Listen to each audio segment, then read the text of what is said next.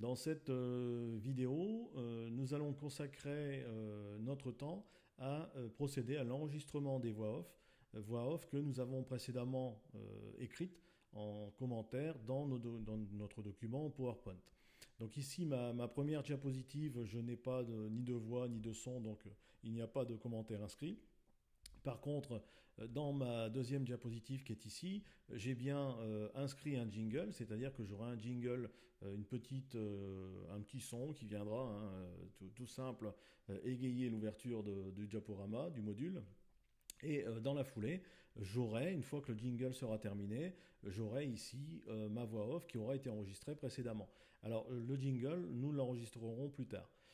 J'ai ici dans toutes mes diapositives des voix off qui ont été écrites et à chaque fois suffisamment grandes pour que je puisse les lire. Et donc je vais pouvoir les retrouver dans mon module d'enregistrement qui est intégré directement à Xpring. Alors petit détail important. Si vous avez des diapositives comme celle-ci, comme ces deux-là, qui sont intégrées dans votre module, dans votre présentation, mais qui ne comportent pas, elles, de commentaires, je vous invite à les déplacer parce que moi, au départ, elles étaient ici, toutes les deux. Et comme je vais les faire défiler au travers du module d'enregistrement les unes derrière les autres, je vais me retrouver avec deux vidéos qui vont enregistrer du son, des bruits, etc., même si je ne parle pas, et que je devrais effacer par la suite. Pour éviter, alors ça n'est pas gênant, mais ça vous fait perdre quand même un peu de temps. Pour éviter ce genre de petits détails, tout simplement, mettez-les à la fin, et puis vous enregistrerez l'ensemble de vos voix, et vous validerez cet enregistrement quand vous serez arrivé ici en fin de diaporama. Alors, je vais donc repartir sur ma première diapositive. Nous allons vérifier qu'effectivement, il n'y a pas de son. Donc si vous n'avez pas enregistré de son, je n'ai pas de son ici dans mes diapositives. Je vois bien qu'effectivement j'ai par contre tous mes petits bâtonnets. Alors tous mes petits bâtonnets correspondent aux animations qui ont été données sur mes images, toutes mes images, y compris ici l'arrivée de la vidéo sur laquelle j'ai inclus un fondu. Donc je n'ai pas d'enregistrement de voix pour l'instant. Donc je confirme bien ici, on va vérifier, je confirme bien que j'ai une animation, donc animation, et voilà, donc j'ai bien ici, si je vais dans le volet animation, j'ai ici l'arrivée au clic du fondu de ma vidéo. Alors je repars donc dans l'onglet, dans ma première diapositive, pardon, dans l'onglet Xpring, et je vais aller directement sur enregistrer l'audio. Et je vais cliquer sur enregistrer l'audio. Il va m'ouvrir une nouvelle fenêtre. Cette nouvelle fenêtre va me permettre tout simplement d'accéder à la possibilité d'enregistrer l'audio et de caler mon enregistrement. Alors même s'il y a un léger décalage, on pourra toujours le réguler par la suite, mais ça vous fait un premier pré-réglage qui est quand même assez sympa. Et vous allez voir que là, c'est relativement facile à faire. Alors je vous conseille moi d'afficher les notes parce que les notes vous permettront d'afficher les commentaires, sauf si vous avez un prompteur, si vous êtes équipé bien sûr d'un prompteur et que vous avez tout ce qu'il faut sous les yeux sans vous gêner l'écran. Vous pouvez également bien sûr lire l'écran de votre prompteur. Néanmoins, comme vous allez devoir cliquer en même temps que ce que vous avez... ce que vous allez lire, pardon, ça sera peut-être plus facile de le laisser ici. Les paramètres sont plutôt des paramètres d'ordre vidéo, sauf la sélection du module d'enregistrement. Donc microphone par défaut pour moi, la vidéo on n'en a pas dans cette partie-là. Traiter la diapositive courante, ça veut dire que là vous ne traitez que cette diapositive-là et il ne vous donne pas la possibilité de poursuivre aux autres. Donc moi ça n'est pas ce que je veux puisque je veux ensuite continuer vers mes autres animations. Alors le seul petit défaut que je donnerai ici c'est qu'on ne peut pas agrandir cette fenêtre-là et donc nous allons devoir faire défiler le texte pour éviter de se tromper et d'oublier la moitié des voix off.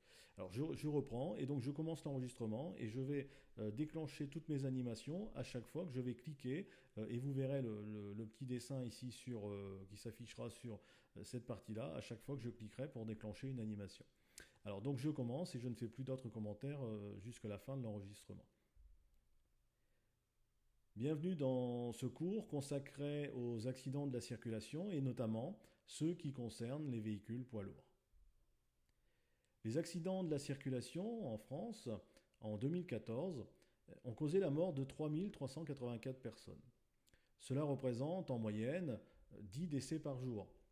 Mais au-delà de ce nombre, il existe un nombre de blessés très élevé qui auront des séquelles plus ou moins importantes et pendant de nombreuses années.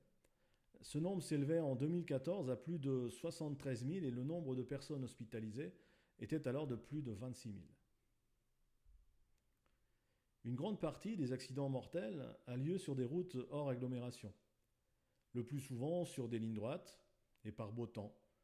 La raison principale est liée à la perception du conducteur qui minimise le risque et augmente leur vitesse ou baisse leur vigilance. Les autoroutes comptent environ 17% des morts dans les accidents de la circulation, malgré le fait que tous circulent dans le même sens. Les villes, elles, comptent 19% des tués, qui sont bien souvent des usagers vulnérables comme les piétons ou encore les cyclistes. Les poids lourds sont également impliqués dans les accidents de la circulation. Ceux-ci sont de plus très souvent mortels pour les automobilistes, également impliqués dans les accidents voiture contre poids lourds.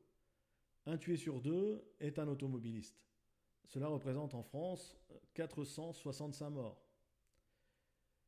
dont 1 sur 4 est un usager vulnérable, c'est-à-dire un piéton ou un cycliste par exemple. Les conducteurs de poids lourds, un peu mieux protégés dans leur cabine, n'en restent pas moins touchés puisque le nombre de conducteurs de poids lourds morts dans les accidents de la circulation s'élève à 57 pour l'année 2014.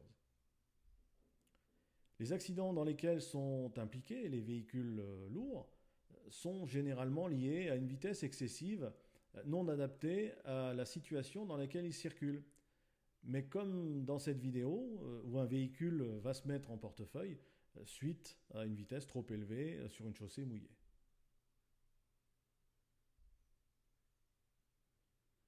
Voilà. Donc, nous allons vérifier maintenant. Alors, j'ai un peu décalé à un moment donné, je m'en suis rendu compte. Notamment, j'ai fait apparaître peut-être la vidéo ici un petit peu trop rapidement. Ça n'est pas bien grave, puisque vous allez voir que c'est très très facile de rectifier tout ça. Donc ici, l'enregistrement audio est normalement effectué. On va vérifier si effectivement il a bien pris en compte. Alors, je vais aller cliquer sur l'onglet « Gérer la narration » et je vais vérifier si j'ai bien mon enregistrement qui est affiché.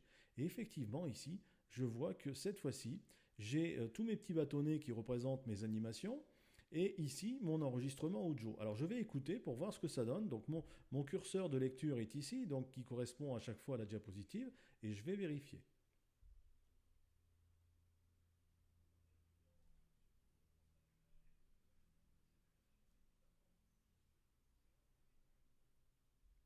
Voilà, donc ici je vais vérifier tout simplement si j'ai mon son qui correspond avec mes animations. Alors par contre, mes animations ne vont pas s'afficher les unes derrière les autres.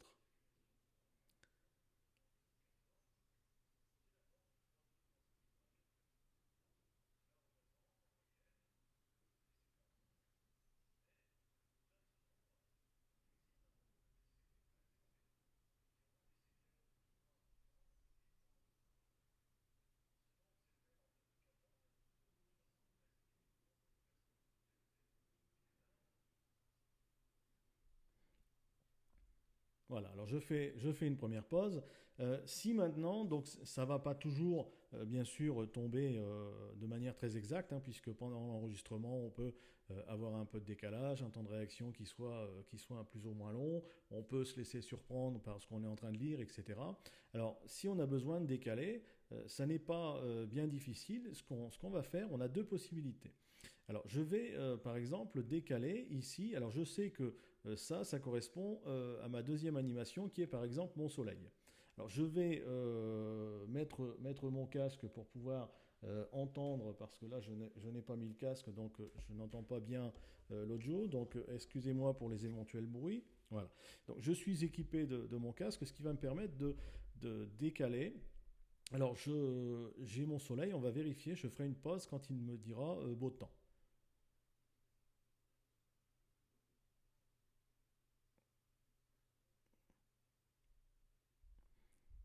Voilà, donc j'ai juste un léger décalage. Alors, j'ai donc ici ma phrase qui dit je réécoute par beau temps. Voilà, ligne droite et par beau temps. Donc moi, ce que je voudrais, c'est que mon soleil s'affiche, s'anime au moment où je dis par beau temps. Alors c'est ce que j'avais fait au départ et vous avez vu que j'ai volontairement ici décalé mon image.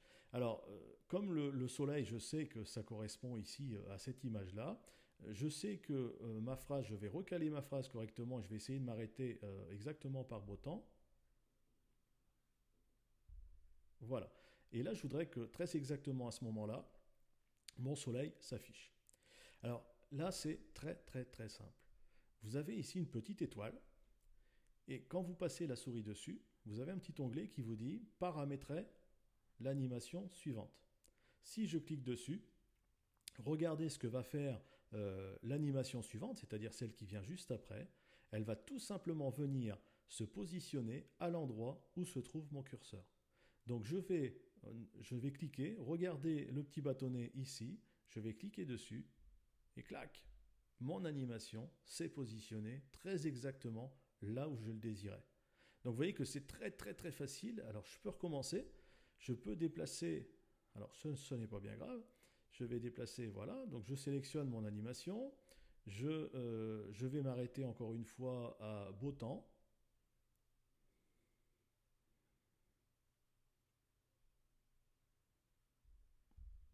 Voilà, j'ai juste un petit décalage, alors je vais recommencer. Voilà, donc je voudrais que très exactement à ce moment-là, mon soleil apparaisse. Sauf que le bâtonnet qui correspond à l'arrivée de mon animation soleil se trouve beaucoup plus loin dans mon texte et donc ne correspond pas à ce que je veux. Eh bien donc j'ai mon curseur qui est ici, le repère c'est mon curseur, donc c'est-à-dire que mon petit bâtonnet, ici mon animation, va venir rejoindre mon curseur.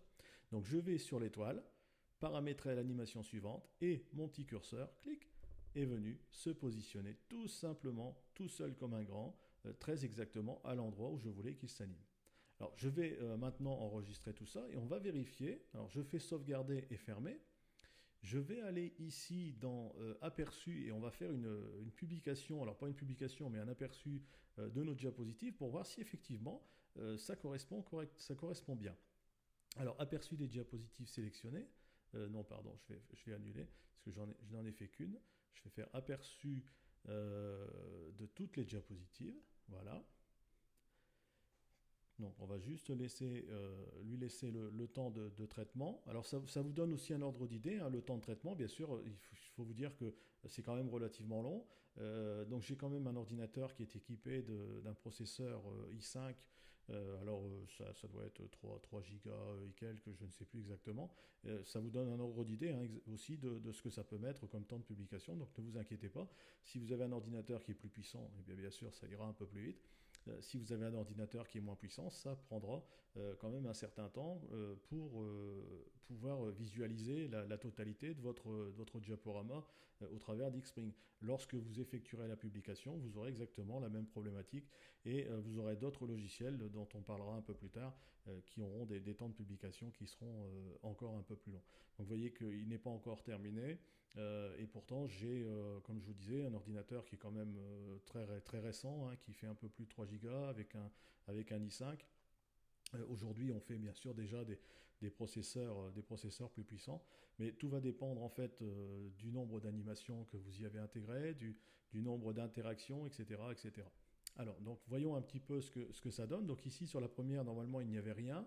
Je clique sur suivant, puisque j'ai décidé, moi, de déclencher mes animations au clic. Hein, donc c'est moi qui décide le passage d'une diapositive, ou ça serait votre apprenant qui décide du passage d'une diapositive à une autre. Donc ça, nous y reviendrons un peu plus tard sur ces éléments-là. Donc ici, je clique sur suivant, pour voir un peu ce que ça donne.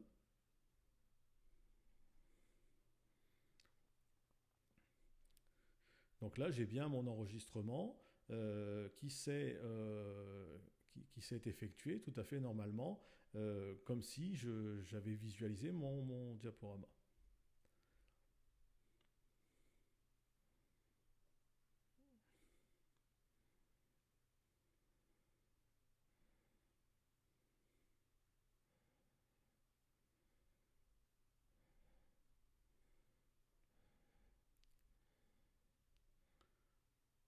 Voilà, donc je ne vais pas faire défiler l'ensemble. On va juste faire une chose. Alors vous voyez que mon animation, c'est bien ouverte, c'est bien affiché à l'écran. à chaque fois que je l'avais décidé, à chaque fois que j'ai fait un clic, notamment ici pour les petits personnages sur les civières, j'ai fait 10 clics de suite pour effectivement les amener les uns derrière les autres, hein, puisque moi je voulais pas qu'ils apparaissent tous en même temps. Par contre, ceux-ci, je les avais regroupés, et là je voulais faire apparaître plus l'image du nombre élevé. Alors on va passer à la diapositive suivante. Alors, voilà, alors souvenez-vous, celle-ci, c'était la diapo où j'avais décalé mon soleil. Alors dans un premier temps, je l'avais enregistré et calé au bon endroit avec le clic pendant l'enregistrement de la voix off. Et dans un deuxième temps, j'avais déplacé le petit bâtonnet qui correspondait à cette animation. Et je vous ai dit, avec la petite étoile en cliquant dessus, on fait revenir l'animation au bon endroit par rapport à l'endroit où vous l'avez décidé sur la timeline de votre voix off, et on va vérifier si ça fonctionne.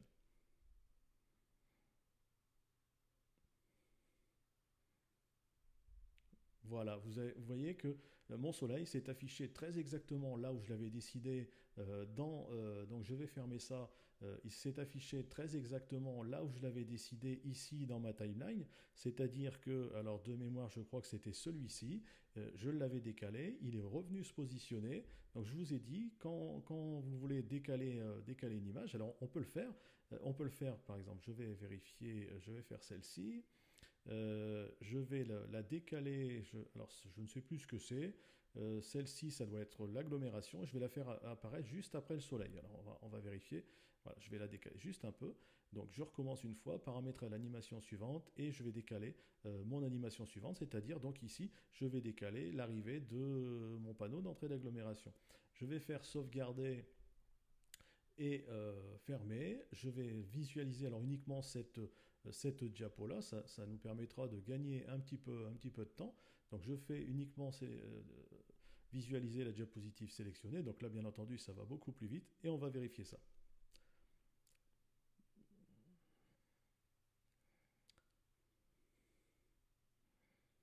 Et là, ah oui, pardon, ouais.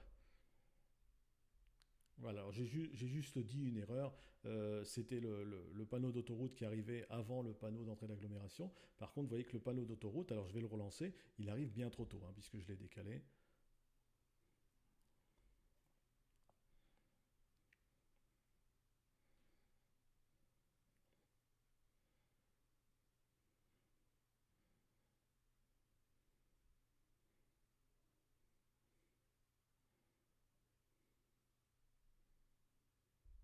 Voilà, vous voyez, on parle seulement des autoroutes maintenant, alors que mon panneau d'autoroute est apparu beaucoup plus tôt.